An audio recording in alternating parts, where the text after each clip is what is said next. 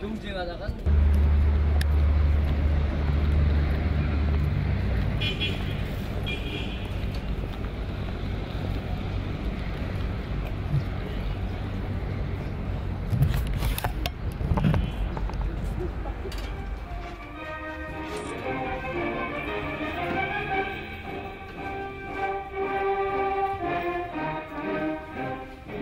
Leader Kim Jong-il said as follows: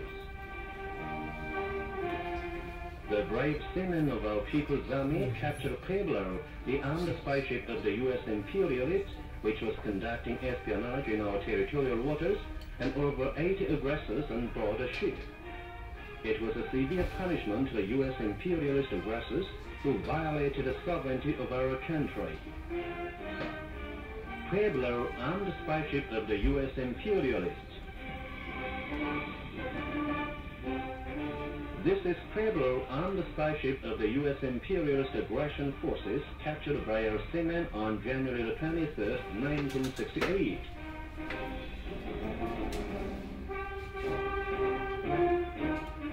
These are the crewmen of Pueblo. There were 83, including 6 officers. But one of them was killed at the time of capture as he attempted to resist.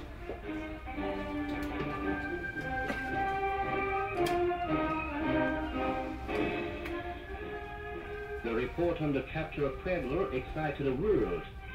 A foreign reporter said, "The capture of a U.S. warship by other nation is a surprising event unprecedented in history. What will be the answer of the United States that claims to be a superpower?"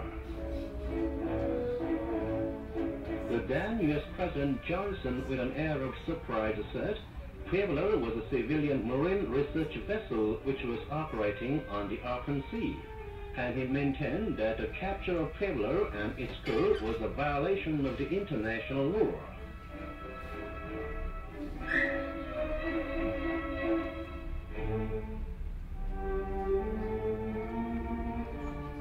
The captured crew also attempted to hide their identities and deny their crimes. But information and evidences captured on the ship proved their crimes.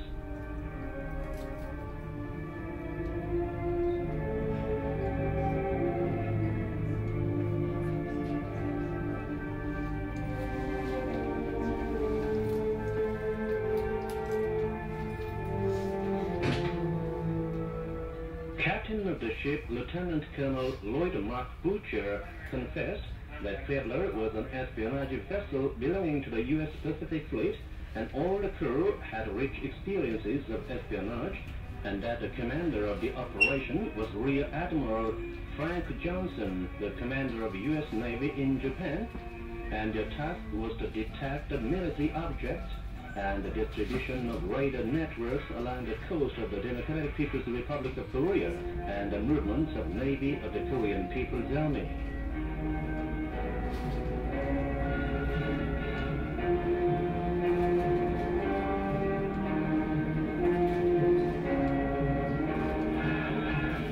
Lieutenant Stephen Robert Harris, a research officer, said that they had left Sasebo port of Japan on January 11, 1968, and as soon as they had entered the waters of East Korean Bay, they disguised the ship as a civilian research vessel and started operation.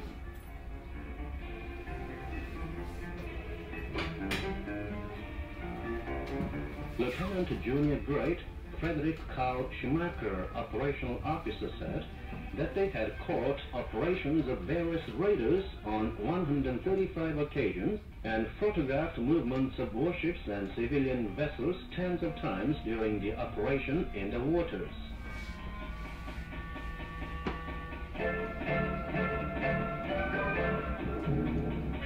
Lieutenant Edward Lance Murphy, administrative officer, said that their captain, upset with no tangible success, ordered them on January 23rd to approach Wonsan closer, and so they had come closer to Wonsan and conducted espionage acts.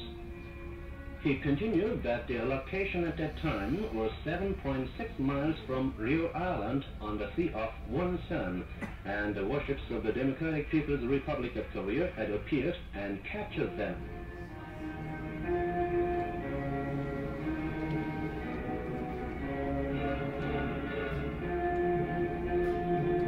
The crew unanimously admitted the fact that they had intruded deep into our territorial waters and conducted espionage on 17 occasions and signed a joint apology to the DPRK government.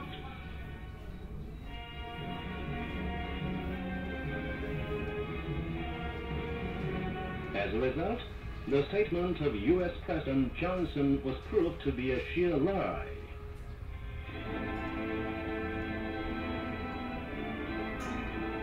But Johnson manipulated mass media to spread a rumor that North Korea had persecuted the crew of Pueblo and executed the officers.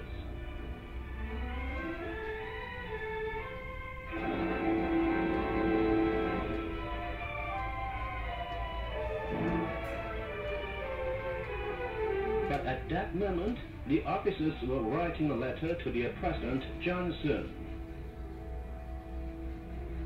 Your Excellency President, now we are enjoying humanitarian treatment and are provided with everything necessary for our daily life. The treatment accorded us is beyond expectation, which we do not deserve.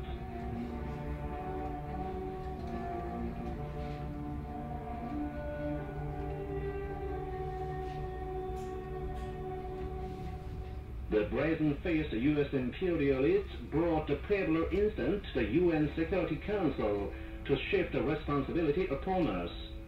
Moreover, they clamored that they wouldn't rule out a retaliation and an all-out war if we didn't return Pueblo and its crew.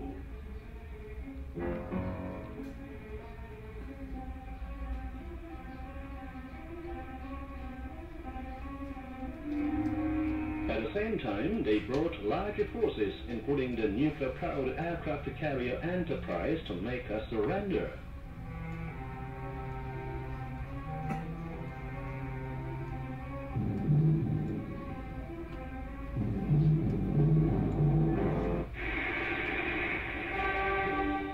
In this tense situation, President Kim Il-sung and General Kim Jong-il resolutely stated that we will answer the enemy's retaliation with retaliation and their all-out war with all-out war.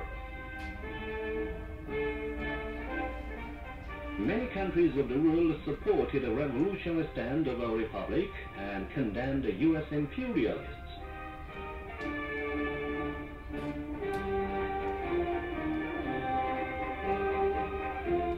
Alarmed at the development of the situation, the enemy attempted to make us surrender, not with strength, but through negotiations.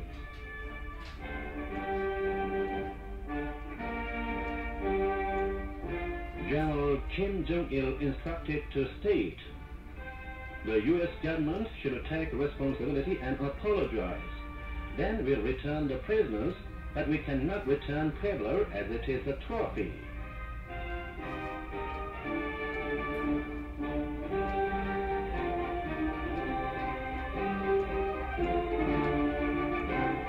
At that time, there was a press conference with the crew of Pueblo in Pjoengjang at the request of the journalists from various countries who had come to celebrate the 20th anniversary of the foundation of the Democratic People's Republic of Korea.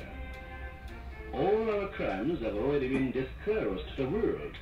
Unless the U.S. President and government apologize to the Democratic People's Republic of Korea government for our crimes, we will be brought to the trial according to the laws of this country and be sentenced either to death or long-term imprisonment.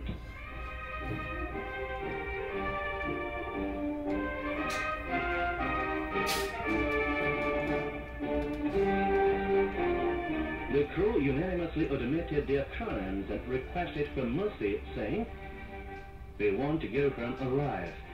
But the President and government that sent us here are now blocking the way. Help us, please."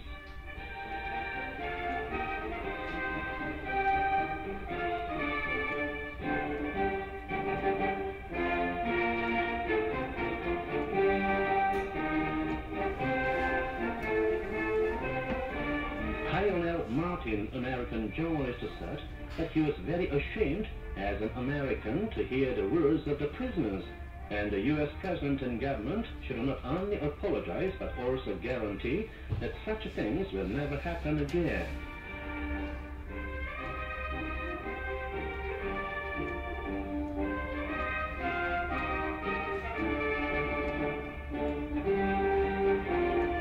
American people also blame the U.S. President and the administration. This threw the President and administration into utter confusion.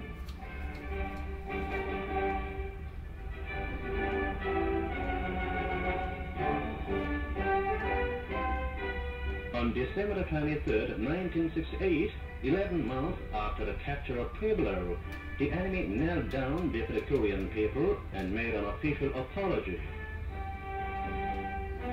To the Democratic People's Republic of Korea government, the U.S. administration assumes full responsibility and seriously apologizes for the intrusion into the DPRK territorial waters by U.S. war vessel and for its serious espionage activities, and guarantees that no American warship will intrude into the DPRK territorial waters in the future.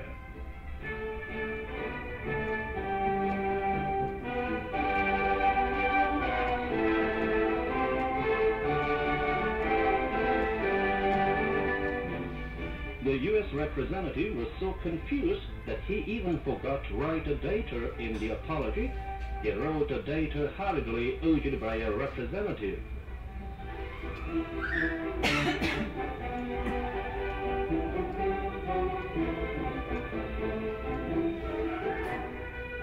President Johnson complained that the apology was the only one of its kind in the U.S. history.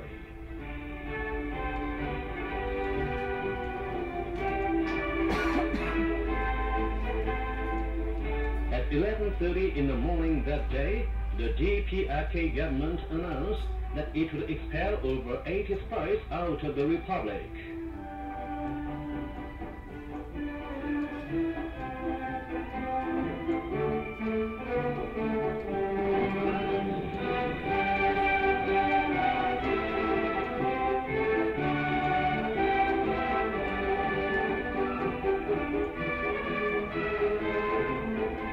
The aggressors who loaded at Ufer everywhere in the world were driven out of our country. They returned without even turning their faces, without any dignity of the United States and honor of U.S. soldiers.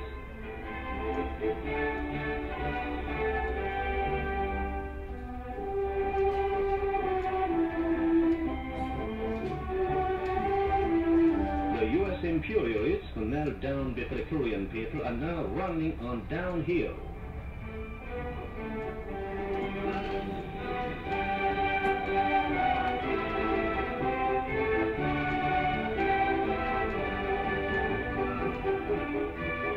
The people of the world unanimously said, the myth of mightiness of the United States was shattered again before the heroic Korean people.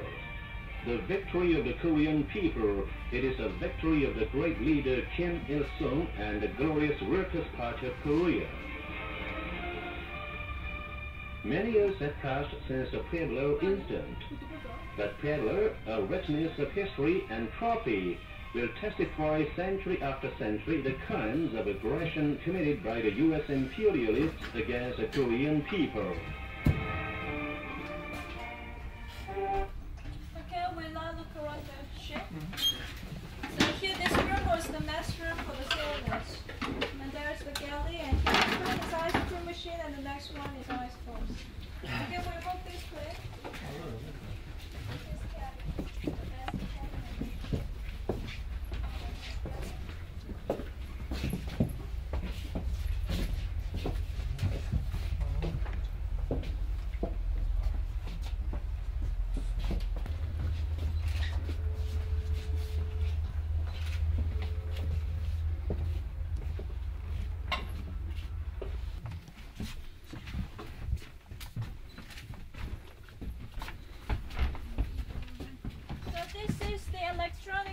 operating space where the 24 enemies work day and night, spying the secrets of the state and ministry of our country. Okay, and there is another small room there that is decoding room, crypto room, where they collect the informations were decoded. And there we displayed some of the confidential documents showing their spy activities. And here these are the uniform and boots of the captain, and also the flag and mark of the ship Pueblo.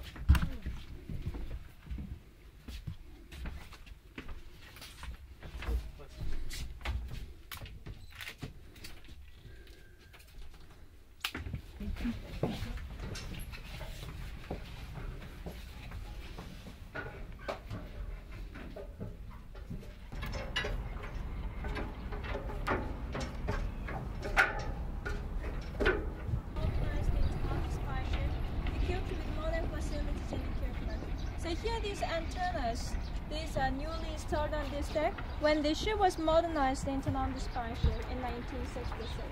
Okay, we'll now go inside the commanding bridge.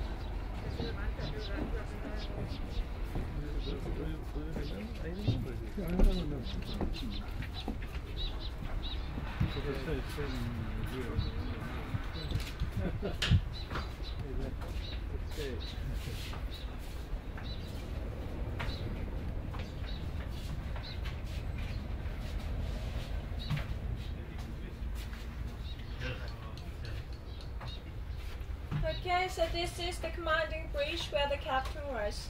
So the captain, he was captured alive here in this room by one of the members of the searching team got on this ship. So at that time, only 7 sailors, 7 soldiers from our ship, they got on this ship, and they captured the crew and also they captured the crew alive and also the ship. Okay. So at that time, there are altogether 83 members on this ship, including 6 officers. So except one who was killed at that time, the remaining 82 were captured alive. So there, the first room there is the chart room, and here this room is the radio room. And here this is the captain's seat.